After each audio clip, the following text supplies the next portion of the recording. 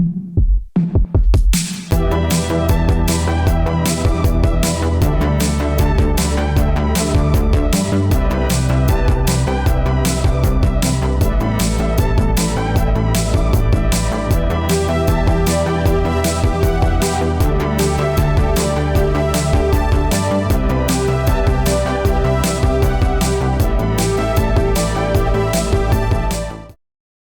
guys, welcome to another episode here on True Torque.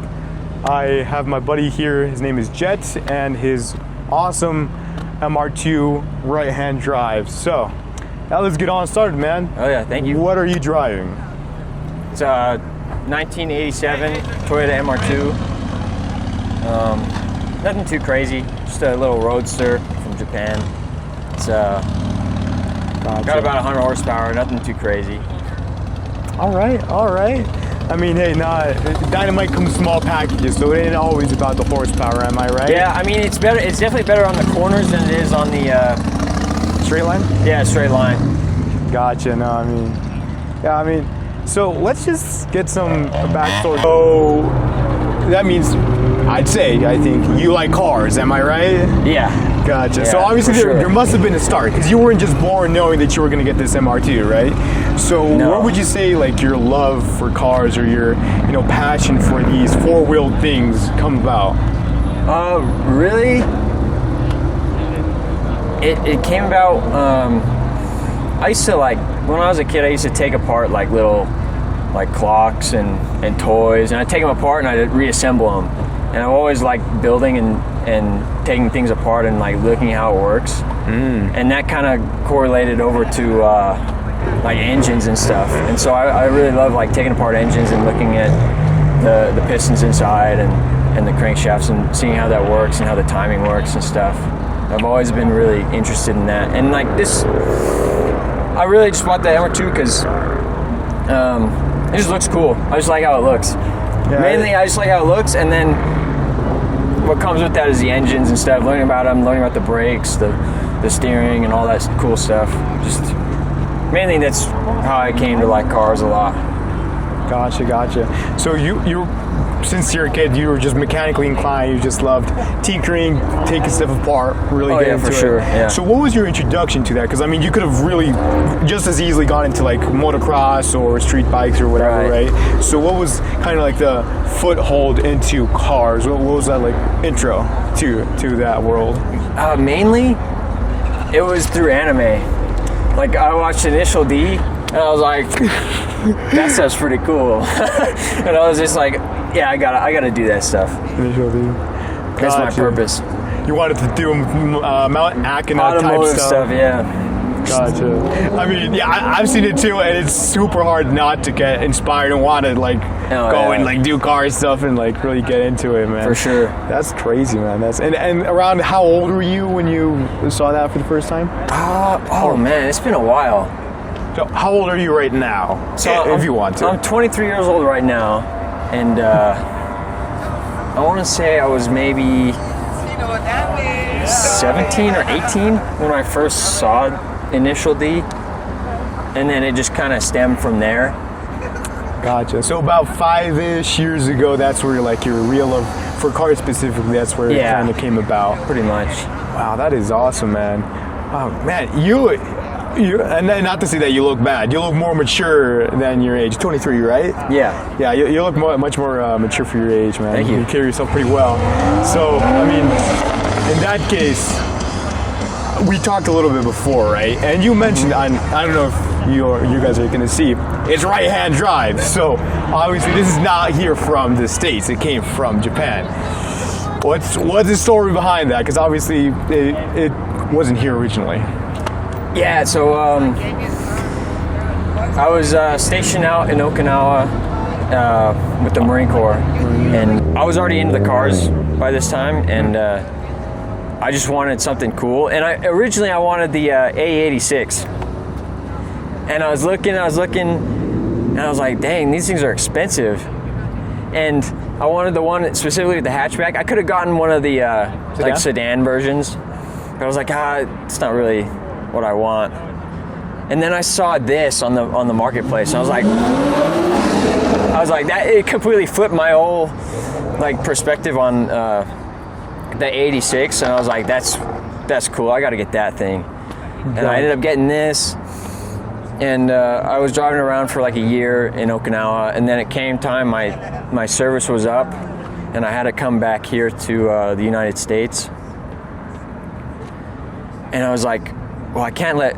I don't know. I just couldn't let it go because I was gonna sell it because I didn't want to deal with all the hassle of shipping it over, and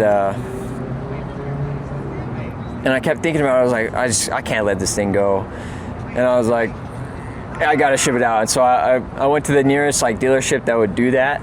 It was like a little Japanese dealership called Hilson Cars Okinawa, and I was like, how much to ship my car? And they're like, well, we can get it on a boat in like a week from now for like $4,000. And I was like, done deal. Let's do it. Yeah, and it was quite the process getting it over here because I didn't get like a broker or anything. I was doing it all myself, besides the guys that put it on the boat. And the process after that was like pretty stressful. And I almost got fined like $5,000 because they're like the United States border. Customs? Yeah, customs, like the customs and taxes and all that. They're pretty strict with like deadlines and what paperwork you submit and safety regulations. And I remember I didn't know I had to submit this document, and it was like 2 days left for me to submit like a specific document for customs processing.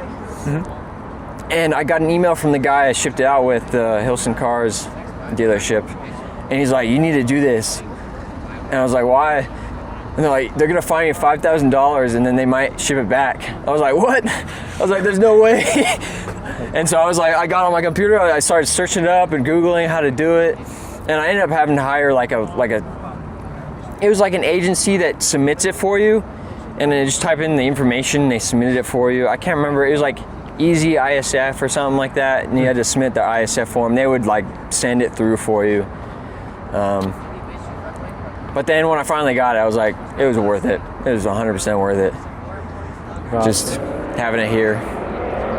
They did steal some stuff though.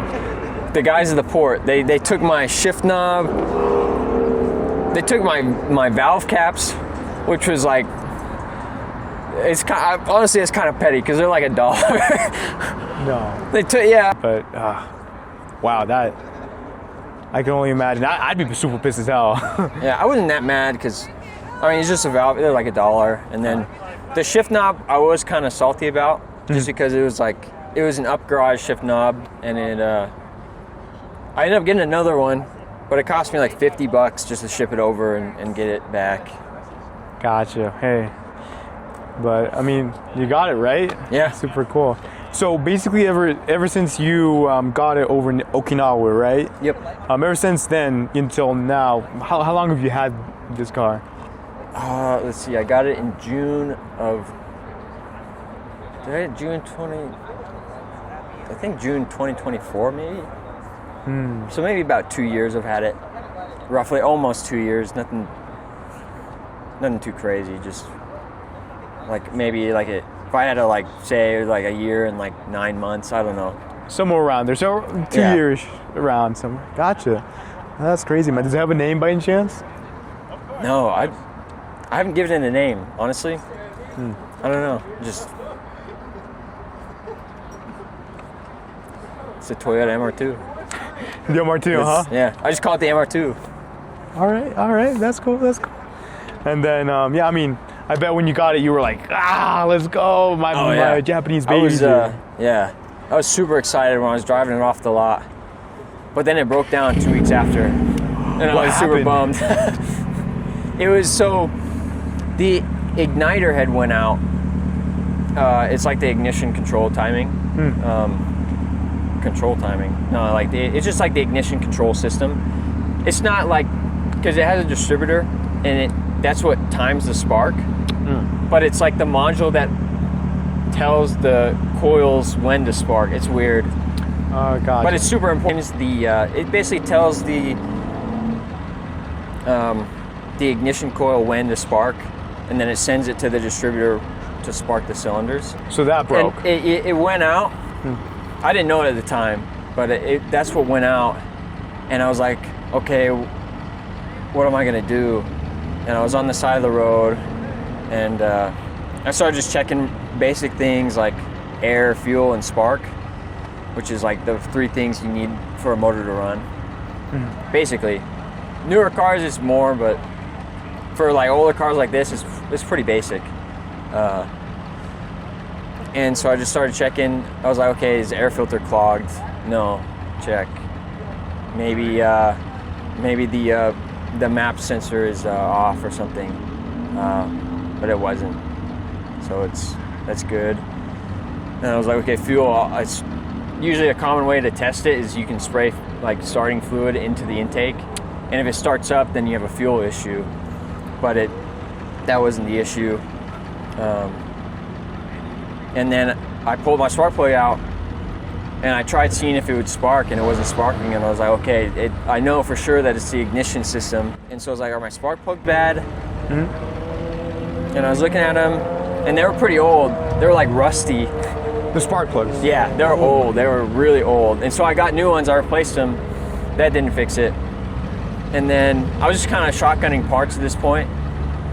And I got new spark plugs and like a new distributor cap and stuff. And I replaced all that. It wasn't working. And I was like, I wonder if it's this little module right here that's doing it. Because I would replace like mostly everything that could go bad. And so I started looking online, like where I could buy one, and they don't sell them anywhere. And it's a discontinued item, and So what was that? So you couldn't find it? Yeah, I couldn't find it, and I couldn't find it anywhere. Like it was nowhere to be found. I mean, there were a couple on like in the stateside here marketplace. I was in Japan at the time, so I couldn't get it shipped over. And but they were like $200, and I was like, well, there's no way I can ship it over, because I was willing to spend the money to like get it fixed. But I ended up going on I think it was just Amazon Japan, and I saw a module that looked really similar. This is probably the wrong thing to do, by the way. I wouldn't advise people doing this to their car. So I always try to find the OEM part. But I was desperate. It was like probably like 8 months left, and I was like, I just bought this car. Like I want to drive it. And so I went on Amazon Japan, and I found this. It was an igniter assembly, which is the one I'm talking about, for a Toyota RAV4. And it looked the same, it just had a different connector. It had the same amount of wires and the same type of wires for like the same thing. But it was just a little bit different. And I was like, I wonder if that would work. And so I bought 2 of them just in case, because they were only like $12, I think. It was super cheap. It was some part from China. And I was like, okay, I'm just gonna bet it on this. And I was like, either I get detonation in my engine, like gets messed up, or it works. And I installed it. Like I jerry-rigged that thing with like electrical tape and some female blade connectors, and I was like plugging it in, and it fired right up. I was like, whoa, what? It was like, there's no way this $12 Chinese part worked. No way. And it's been working since. It's still in there. That same part. Yeah, because I can't find the OEM part for it. Holy crap. I thought about doing like an MSD system. It'll improve your fuel efficiency, because it'll make sure that all the fuel gets burned, because you have one spark and then it'll combust. But if you have 7, it's like hella redundancy, and it'll make sure that everything in there is like firing off 100% of the time. So it's a lot more efficient. It's using what it's given. Yeah, it's like it's doing the same thing a lot more. A lot more. Yeah. Gotcha. Yeah, man, that's awesome, man. I mean, so 2 weeks that happened. You were and I was tinkering with it for like 2 months, trying to figure out what it was, and then I finally got that, and I was so happy. So it took about 2 months to finally get it repaired. Yeah, to finally fix the problem. Oh my. I bet those were pretty rough 2 months, huh? Yeah, I was after work every day. I was like under the car or like looking through the wires and stuff, trying to figure out what it was. Gotcha. Awesome, man. So did you? So I assume you drove it like in the twisty roads over there in Japan and stuff. Yeah, and a little bit. A little bit. This is it was a lot of fun. Just, I mean, yeah, just driving on the regular roads was fun. Even, yeah, it was just, it's definitely an experience. I wish I could have stayed longer, honestly, and done it a little longer. I'm a certified weeb. Yeah, I love everything Japan. Oh, yeah, you'd fall in love with that place. Yeah. Oh, yeah. There's this one store called Manga Soku, and they have everything. Old vinyl records, CDs. They have like hundreds of anime figurines. They have claw machines with figurines inside of it. They have everything you think of. Like, it's literally like a thrift store, but like a bunch of like old relics. Wow. I got an old Polaroid camera from like the 80s for like $5, and it still works. Everything. Yeah. It even still had like the retaining clip for the strap, like from how you get it from the box. No. It's in like perfect condition. That's what I love about Japan. They just have like a certain culture. Yeah, they reuse a lot of stuff. Like they still had like, I was looking through like the game section, and they like if they don't usually throw stuff away. They'll just sell it to Manga Soku, and I'll see like Nintendo 64 is like still in the box, not even opened. And I'm like, that's crazy. Or like they'll have an original Atari system still in the box, not even opened, and I mean, it would be selling for a lot of money, but No, yeah. it was kind of crazy to see that. Do you have any other memorable moments with it? Like, let's say like a certain 3 a.m. drive, or you almost had like a near-death experience someday, or any memorable moments that just like popped to you? A lot of the car shows I went to were pretty memorable. Oh, in Japan? Yeah. No way. I used to be, so I had joined this club. After I got it working again, I had joined this club called Club Spectra. And I'd go out there time to time. We go to these shows and hang out. And that was probably like the funnest part, the most memorable part with the car. I'm trying to think.